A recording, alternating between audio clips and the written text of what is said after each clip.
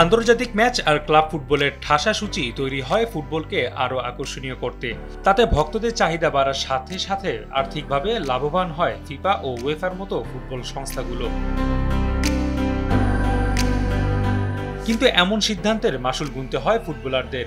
অতিরিক্ত ম্যাচ আর বাড়তি চাপে মাঠের বদলে হাসপাতালেই সময় কাটাতে হয় তাদের। সবশেষ কাতার বিশ্বকাপের আগে ডজন খানেক ফুটবলার শিকার হন এই ওয়ার্কলোডের, যেখানে Ngolo Kante, Paul Pogba, Sadio Mane, Diogo Jota, Marco রিউসের মতো বেশ কয়েকজন ফুটবলার অংশই নিতে পারেননি বিশ্বকাপে। এই নিয়ে সমালোচনাও করেছিলেন অনেক ফুটবলার ও কোচ।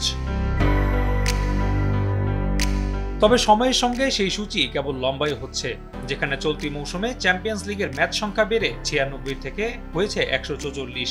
এমনকি আগামী বছর প্রথমবারের মতো 32 দল নিয়ে আয়োজন হবে ক্লাব বিশ্বকাপ।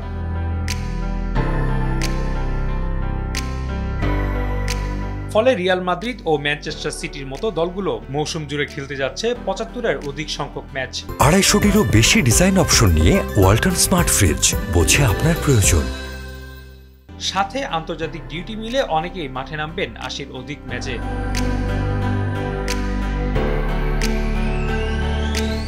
তাতে বাড়বে ইনজুরির সংখ্যা, যেখানে বার্সেলোনা, রিয়াল মাদ্রিদ, নিউক্যাসেলের মতো ক্লাবগুলো ইতোমধ্যেই ভুগছে এই সমস্যায়। সূচির এমন মারপ্যাচে ফুটবলাররা ধর্মঘটই করে বসবেন বলে মনে করেন ম্যান সিটির স্প্যানিশ ফুটবলার রদ্রি। এমন মন্তব্য করার পর কিছুদিন আগেই আর্সেনালের বিপক্ষে তিনিও পড়েছেন ইনজুরিতে, সম্ভাবনা লম্বা সময় মাঠের বাইরে থাকার।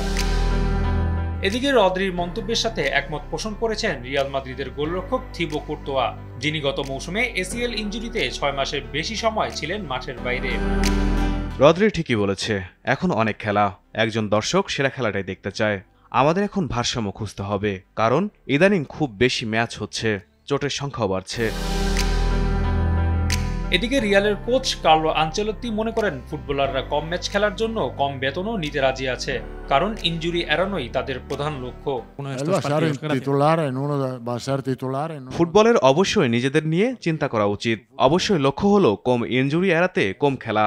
এর মানে যদি হয় খেলোয়াড়দের বেতন কমাতে হবে, তাহলে আমি নিশ্চিত তাদের লক্ষ্য তখনও কম গেম খেলাই হবে, আর খেলোয়াড়দের বেতন কম নিতে কোনো সমস্যা হবে না।